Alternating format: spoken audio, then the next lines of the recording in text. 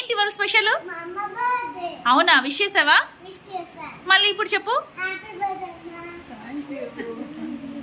Happy birthday Saritha.